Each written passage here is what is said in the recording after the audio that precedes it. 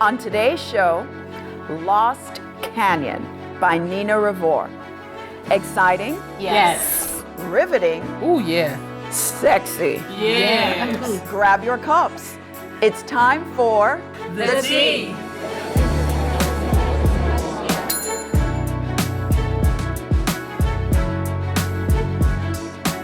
the book, Lost Canyon. 4 characters, Tracy, Oscar, Todd, Gwen, in the Sierra Mountains for a 3-day trek that's led by Tracy. Tracy is Japanese American, Gwen is African American, Oscar is Hispanic, and Todd is a white male. Tracy is the leader, Todd is the lawyer, Oscar is the real estate agent, Gwen is the African American social worker counselor. They all get together up into the mountains, the Sierra Mountains, for a 3-day trek. They're challenged by who they see, what they find, and some decisions that they make that turn out to be some life-altering decisions. Which character resonated with you the most? To me, I think within the first pages, Gwen stood out because I just connected with her so much in the fact that 1, she was African American, 2, she was from the city. And me growing up in the city, 1, when you hear about someone going hiking, the first thing is, okay, dangers, 1, staying out in the wild, camping, so many things that pop, so many preconceived notions of campers. And within the book, there was a statement that she said about, they're tree huggers who have a whole bunch of time on their hands, who have money. And to me, that was the first thing that popped in my head. But a lot of times you feel disconnected because we aren't exposed to it, because you don't have the money nor the time. So to me, within the first pages, I was like, okay, I need to keep reading because I felt she truly resonated with me personally. I love Tracy's character. She's reckless, right? Yes, like she's a little very. crazy, and I like her passion and her drive. I also like how cautious she is. Like, she comes across as this really crazy character, but she also is the type of person, you remember when Gwen goes over to her house, she's got like reserves of just supplies in case disaster strikes LA. And I feel like I'm that way. Like I'm cautious and I'm prepared, but I also like to do like crazy adventurous things. The idea of hiking was never crazy to me because I grew up in the country. I grew up in a small town in Missouri. People were hiking all the time. It's not something I ever personally like to do, but it wasn't a crazy idea. I feel like I can't just pick one character though that I truly resonated with because there are pieces of each of them that I could really identify with. Good point. I would have to agree with you with Gwen. Now, when I looked at Gwen's character, just like you, in the first few pages, I really looked at her personality and the things that were inside of her.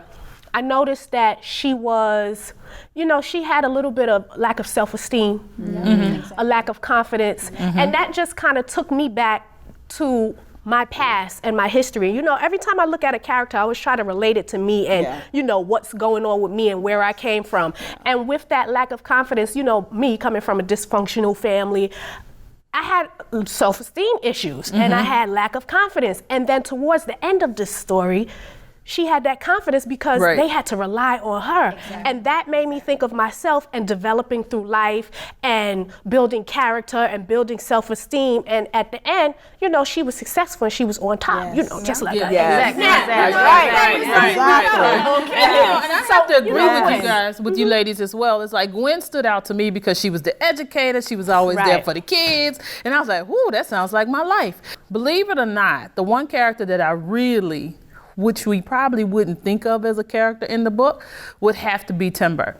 Timber is the dog. Remember the one that they fell in the woods? All right. And it was like the dog. I was like, the dog. Poor Timber. They really should have called the number on for Timber because the original owner had cut out his vocal cords, so he couldn't bark because technically he was supposed to be a shepherd dog. He was supposed to guide them, take them to places. But because of the business that they were in, he cut out the vocal cords so he could not let people know that they were in the area or alert people. But the thing about that, I can relate to that because so many times as women, our vocal cords get cut out because we get placed on the back burner for this, the back burner for that. Our vocal cords are taken away because we're trying to take care of our families, trying to take care of our cousins, trying to take care of everybody but ourselves. And usually we're overlooked because usually the caretaker is the one that's overlooked all the time. And believe it or not, timber, even with his name, is synonymous to help, because when you're cutting down a tree, what do you say? Timber, get out the way. So with timber ended up saving the day. Like so many of us jump in and save the day because he was underestimated. Nobody thought that timber would ever come back. Then you think about, then timber is the one that goes out and gives her the trail. So usually just because I don't have a voice doesn't mean that I can't be used. Just because I don't live up to what you're doing or what you're saying doesn't mean that I can't do what I need to do to help you get to where you're going. And I think that's why I can resonate to it so much, because it's so many times I'm always looked at as the one because I'm always the cheerleader. I'm always trying to help everybody else, but I never take that time to do what I need to do for myself. But in all actuality, when you need to get out of a tough situation, or you need some guidance, or you need somebody to go ahead and pave the way for you, then who you got to call? So when we talk about the theme of being lost in the canyon, lost in the city, lost at a particular stage and place in our lives, we want to be found. Where do we go? How do we address that? I came to a point in my life where I was very, very just complacent. Like everything was a routine, everything was the same. There was nothing terrible about my life. It's just that I wanted more. And in that season of my life, I'm really grateful for the women who called me out and they were like, you were made for so much more. And let's talk about like what your life could look like if you were actually passionately pursuing what you've been called to do. And so we kind of had our, Sierra Mountain excursion of sorts. And it involved just getting together, brainstorming, like pulling out each other's passions and things that we dream about, and putting it on paper and then making a plan and taking action. And that for me was my best friend. And 6 months later, I moved out to New York, didn't know a soul here, and pursued my dream of acting. And I know it wasn't like a crisis of my life, but it was definitely a point where I felt like I couldn't keep going in this humdrum routine of life. I need something. And I think that that's exactly what these characters were feeling. All of them, you see their lives. You see Todd, he's married, got a beautiful wife, beautiful children, filthy rich. He's a lawyer. He's got a very esteemed position, but he's just craving something more, something of substance, something less superficial. Oscar, he used to be filthy rich. He was in the real estate game, just, selling houses left and right, making $35,000 a month. Gwen, she's just milked dry, pouring her life out for her students. And Tracy, she's an adventurer, but there's nothing that quenches her thirst for more adventure. You see her making the most reckless decisions throughout the entire journey, and they're all wanting something more. And I think that deep down, all of us, when we're not passionately pursuing what we've been called to do, we're always going to be searching for that something. But I think in their searching, they lost themselves, because we're talking about Todd. Todd got married, had children, but even once he got into the canyon, he was like, this brings back things that I used to do as a child, that I used to do with my family. Yeah. And to me, just to piggyback on both of that, I think one instance of being lost that stands out to me in the story is towards the end, personally for me, connecting with Gwen, is when you do not have the support to move on and you are there by yourself, you truly find out what's inside. Because I think of that moment in which she realized Tracy's not going to be there, Oscar's hurt, they truly depend on me. And in that moment, whatever strength she built up to get over those mountains with the help of timber, she realized deep down that she could do it. And I think there are some times in which we're lost that not everyone's going to be there to pick us back up. And we truly have to learn how to tie our shoestrings and stand up. And in that instance, I connected with that because there were times, I think of one instance in which I went abroad to Germany as an exchange student. And I realized that by not having, my main core, my family, my dad, my mom there to really give me advice and certain moments, I really had to rely on myself. And that made me so much more stronger, more confident, more self-reliant. And I was able to bring a lot of my experiences back and kind of share that with my siblings as the eldest, and also my friends. One of the things that also came up that you mentioned is about giving advice. As a mom, we all may want to drink to that. Yes. Tracy gave a lot of advice in this book. Sometimes they followed her advice, sometimes they didn't. My experience with giving advice is people aren't always ready to receive it. Yes. And when we talk about, especially this political time that we're going through. Wow. All right, now, lots of choices to be made. What are some of the challenges that are facing our society now when we look at what's happening in this book? There's danger. There are decisions that need to be made. There are morals that are being questioned. What are some of the challenges that we're facing in society today that resonate along those same lines? It's so funny that you say that. I was just thinking about this in relation to the current presidential election. I don't even want to talk about it because it's just so stressful. Yes. But you see that, you know, Tracy, again, is a character who's very charismatic, right? She's very adventurous, very crazy, and she's just so sure of herself. Yes. And she leads them down this path of destruction, and they followed her because she was the loudest voice, not because she was the smartest, not because she was the most qualified to lead in that she had been, she'd been hiking more than the rest of them, but she wasn't stronger, she wasn't wiser, she wasn't more capable than the rest of them. Isn't that what we do? That's exactly what we do. That's exactly what we do. Follow people. We follow the loudest voice, and I just think that's so. No, obviously, because look what happened to them. Right. Why do it? But the thing Why is, do we do even it? though she was the loudest voice, she was the common denominator of all of them. She technically had more experience. Exactly. But I think we follow that particular person because we have a misguided trust. On the opposite side, though, I don't necessarily see it as such a negative that she brought them into disaster, mainly because they were at a certain point in which all of them were looking for something, and she was there to expose them to something new that they hadn't seen, in Todd's case, in years. But is that what we're going through right now? Are we as a society, are we at a time where we are searching and we are looking for answers? Well, I'm thinking that when we got to a certain point in the book where they were, when they got to the mountains and they found out that it was closed, the only person that really didn't want to follow was Gwen. Within the other characters, Todd and Oscar, they had a little bit of curiosity to follow already, because both of them mentioned, well, we came here and it'd be a shame to turn around now. So I think that her spirit and her nature, they wanted to just follow along. So what was in them just came out. So even thinking about politics today, what's in some people already, and looking at the politicians, they just bringing whatever out of them already. Right. And I think that they're feeding to their base. Right. Because I hate to say this, but Trump actually came out and said that he is feeding to his base. And his base right now, I hate to say it like this, but they are the ones that are GED or lower educated, or that's more prone to violence, because you're pumping them up at your rallies.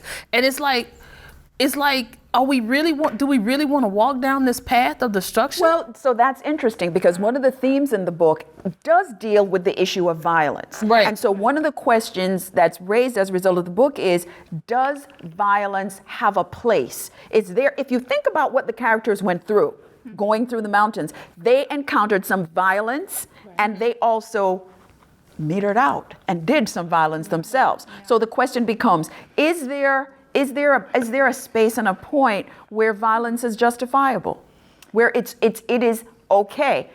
Again, so let me just say this. Let me say this. My sister disappeared many years ago, 1973. Trust me, if I could find the person who did that, there'd be lots of violence. To me, that's a personal situation where it's like, I am going to do to you what you did to my sister. So if it's not even on a personal level, on another level, just as they're saying, is there a time and a place where the violence is justifiable? What do they always say? Your mama will do it. You will fight in that moment which you're fighting. It's violence, but you're fighting for something that you truly believe in. Is it justifiable? I think that it's really sad that we as a society have just become so desensitized to violence. It's on our TV, it's in our magazines, it's in our newspapers, it's on our smartphones. Everywhere we look, we see so much violence, not only in America, all over the world, especially around the world, especially in America. But I just think that it's weak.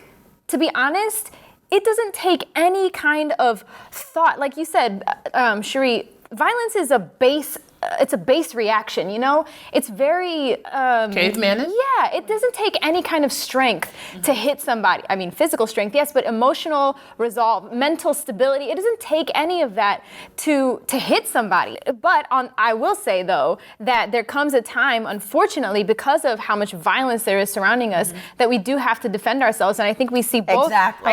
We see both in the So book. that's what I was going to say. Yes. Let's be clear. If we're talking about violence and it's a life or death situation, That's you have it. to defend yourself. Yes. And even in the real world and what's going on in today, if we have to defend ourselves, then, you know, there's a gray area. It's not just black or white. You know, going back to my past experiences growing up, I grew up with a very abusive father. I wasn't raised with my mother. So a lot of the times for me to defend myself against him, I did fight. I wasn't one of those children that would just allow to be hit, and this is where a lot of our conflict came in because he was abusive and he had other things going on. I always lashed out, and then I realized as I got older and had my child, it was, you know, generational. Now I saw myself where I could become, you know, at that point, and then I had to take a step back. And then, as you're saying, you know, you have to think about violence and where it actually comes from. Yes. Yes. And that falls back into education.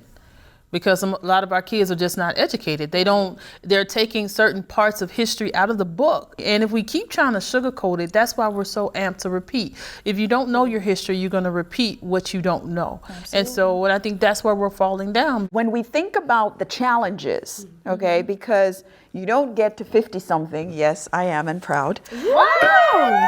Yes, indeedy. Without having some challenges that you have to overcome. And it shapes who you are as a person. I know when I look back, my son is in his 30s, my daughter's in her 20s, and they're like, Mom, you're so strong. Really? Really? It took courage to get to this point. It took courage for them to go through the experience that they went through in the mountains. Right. When they came out of the mountains, they all agreed that they were changed. So as we think about our lives, what has changed you to where you are? You're now out of the mountains, they're out of the mountains.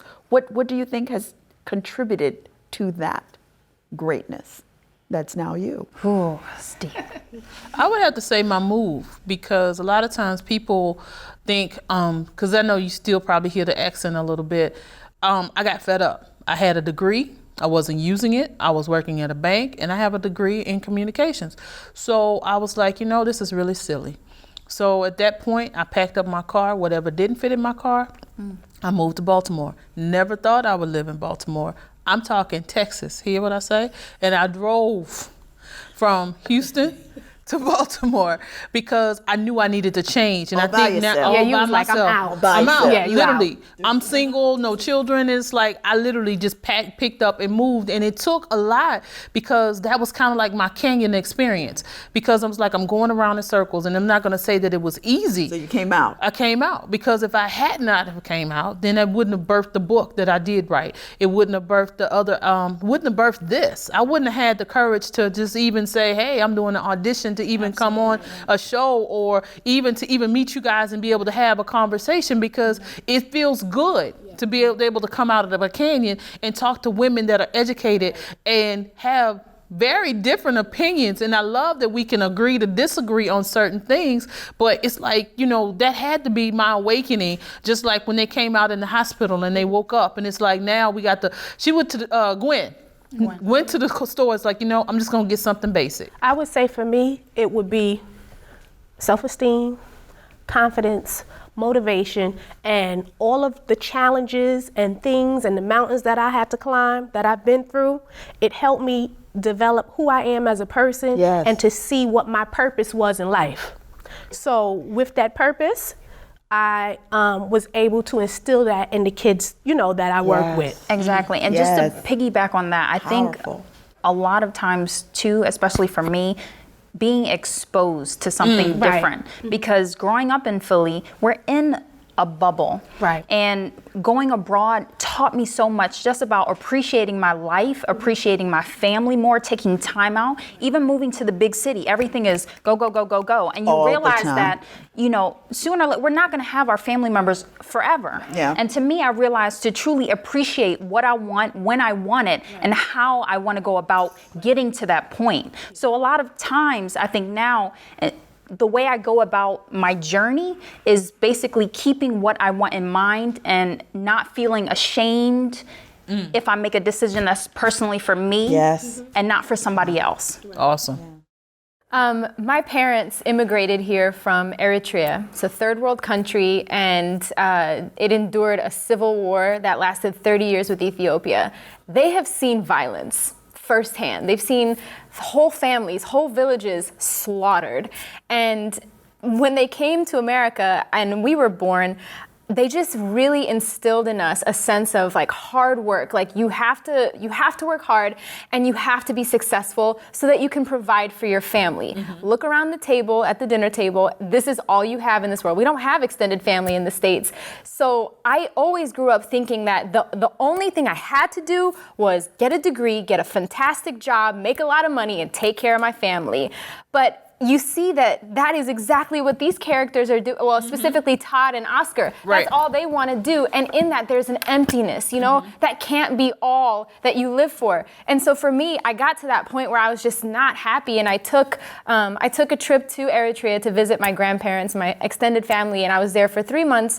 And I was just speaking with my grandpa. My grandfather is this old 78-year-old man. He's a farmer to this very day. And I was just looking around at his life, and he was talking to me, and he said, "What are you doing here? Like, what kind of job do you have that you can just take 3 months off and come here?" And I said, "Well, Grandpa, I don't have a job. That's the point. I finished school, and I'm looking for a job, and I just, while I had the time, wanted to come see you." And he said, "You are so lucky that you live in the wealthiest country in the world. Don't you dare waste your life doing something like this. Like, I farm because I have to. Right. Do what makes you happy. Do what brings you joy. That is all your parents want for you. That is all we want for you. That's all anyone wants for you, is to do what brings you joy. Don't feel like you have to take care of me. I'm going to be dead soon." But I was like, "Don't say that, Grandma." But so for me, the thing that changed me was, I think I needed, after growing up with parents who just worked so hard and instilled that in us, I felt like that's the thing I have to do. And I felt like what I needed was permission to do something that would actually bring me joy. Mm-hmm. And I feel like I got that validation from my grandfather and like kind of his blessing to go pursue a crazy dream. So that's what changed me. Do we have too much of that? Do we have too many choices? Yes. Do we have too many choices? You said that your grandfather said, do that thing that makes you happy. Mm-hmm. He did what he had to do. Mm-hmm. Have we moved away from doing those things that we have to do? Tracy did what she loved. Gwen was doing what was her passion. Mm-hmm. But are we always in a position where we're doing what it is we have to do? Because quite frankly, I think that's kind of a privileged kind of life to live. Because we've given up on do what you have to do, and we're more in pursuit of, this is not actually what I want to do. Mm-hmm. Right. Like one of my children said, "I don't want to work in an office." Are you kidding me? So you want to start out with your dream job, is what you're telling me. Right. Yeah. You don't want to work your way up to it. What's wrong with that? I want an apartment with stainless steel appliances. Really? I had to work my way up to that. So, stepping on a toe, are we? Not agreeing. This is what this is talking about. What do you think, Cherie? I've had so many conversations with my parents, grandparents, peers about this, and I think it might be a generational difference. You're going there? No, not in that sense. But in the feeling a twitch. No, in the sense that talking to my parents and grandparents, many a times you had to specifically, right after graduation, go into a specific job to take care of yourself. And I think for a lot of my generation, I did the job for a year, in a suit doing that. But then I realized that that's not what I want to do. And if I'm going to, pursue acting, I'll have the 3 or 4 jobs on the side and I'll pursue my dream. But it's not so much as just staying in a job just because it brings in money. And I think a lot of times when I talk to my dad or many of my family members, many of them didn't necessarily have that option. I have to agree and disagree with you. Because I went through the same thing with my mother, and I'm a couple generations on you, because she was like, why did you quit? Like she's 100. I'm 100 years old. And it's like, she was like, well, why you start, just get you a good job and just stay there for. Did you say good government job? No, because I'm from Texas. We don't have them good government jobs. Right. It's like, find you a good job and you just stay there. Because, I know such and such, and they done been on that job for about 10, 15, 20 years. They got this, they got that. I said, but Ma, that's not what I want to do. Exactly. And I think that comes with the whole education piece, because my mother and my father neither went to college. And I think because they did come from a rural background, I'm a descendant of sharecroppers. So all they knew was work, work, work. My daddy was a truck driver. Let me drive cross country. I got to provide for my family. So there were, quote unquote, no choices. But now I got a choice, because I've been exposed, like you were saying, Sharice, I was exposed to different things. And while I was in college, I did missionary work. So I think it has to be, it's kind of like, it's the exposure. It could be exposure, but I think it has to be within the person as well. Because I have a 16-year-old, and we're planning for his future now. And like you said, generations are different. Mm-hmm. And his mother is highly educated, right. And I am an educator, but he is not motivated to want to go to college. So we're trying to figure out, what else can we do? My son said he wants to do sanitation. So I said, you know what, when you get 17, you're gonna sign up for all of the city jobs, and that's what you're gonna do. And one day you're gonna be the head of sanitation. So you have to do whatever it is that's gonna work for them. So I don't know if it's necessarily, everybody may not have a passion for something, and some people may wanna do, because he's been exposed. We've traveled to different countries. Mm-hmm. He's in private school, so he has a different life than I had. But the difference with that is that you're supporting him in what his decision is. Right. Because you still got the same parent. Your child say, I want to be in sanitation. Oh no, you going to school. You're going to be a lawyer. Okay. You're going to be a doctor. But is that a generational thing though? When yeah, you're saying and that. Exactly. Because I know at one point my son used to say that to my mother. Right. When she was my mother's 81. She was outraged. Right. He and that's said what I'm it saying. to my sister, and she was like, go ahead. Right. But you know what I mean? We have to be real. It's how you view things, mm-hmm. and which brings us back to how we are viewed in society. Exactly. And how people when we say that we want to do certain things and we want to be certain professions, mm-hmm. they go, that's not for you. Right. So I used to be shamed. I wouldn't tell. I'm telling nobody what my daddy do. Mm-hmm. But then I had to click. Because again, my mindset had to change. Right. Well, if my daddy didn't do his job, your daddy couldn't do your job. So then I had to start putting it all together and make connections with all that. And I think that's what we really see in the book, because even Gwen, when she was in the mountain, she made the connection. Yes. I walk through this every day going to work. So why can't I pull on that same strength that I have to go through this bad neighborhood to get to my office and treat this just like I'm walking to work and get through this? I think, And then you have Todd realizing towards the end that what he was doing before wasn't really what he wanted to do. Exactly. And his passion was somewhere else, and he was making less money, and it wasn't the same, glorified job that he was doing and everything else. And he lost his house and divorced his wife and all of that. So it just, it's really about who you are as a person and how you feel and what you want to give out to the world. Here's really what we want to really think about. Does it take sharing death-defying challenges to bring us together, to go beyond stereotypes? Fizarat? No. No? No, it does not. It does not take death-defying challenges to bring us together. What does that say about us if that's true? It does not yes, unity is a byproduct of shared trauma or shared experiences, but is it necessary? Is it required in order to bring us together? No. It takes a willingness, it takes understanding, it takes patience, it takes being willing to step outside of yourself and into someone else's shoes and to view the world from a different standpoint. I think I disagree in the sense that I think it's very idealistic, but I think many a times in order to bring a lot of us together as Americans, so unfortunately, it takes many of these major instances as young black men getting shot who are unarmed in order to bring us together, or school children being shot for people to really get up off their butts and take action. Taking action, though, are we taking action or are we being unified? Because that's two different things. We have to kind of look at it from a different point of view, and how many people are looking at it from a different point of view. Who's really digging deep and thinking about, okay, these are the changes that really need to be made. Who is this coming to? How are they viewing it? Because, everything is about perspective. And it's all about everybody's perspective and how things are viewed. Is this really, really happening on a larger scale, or is this just basically from the book? Who is this really reaching? That's how you have to think about it. So ladies, it's time for us to spill the tea on Lost Canyon. Yes.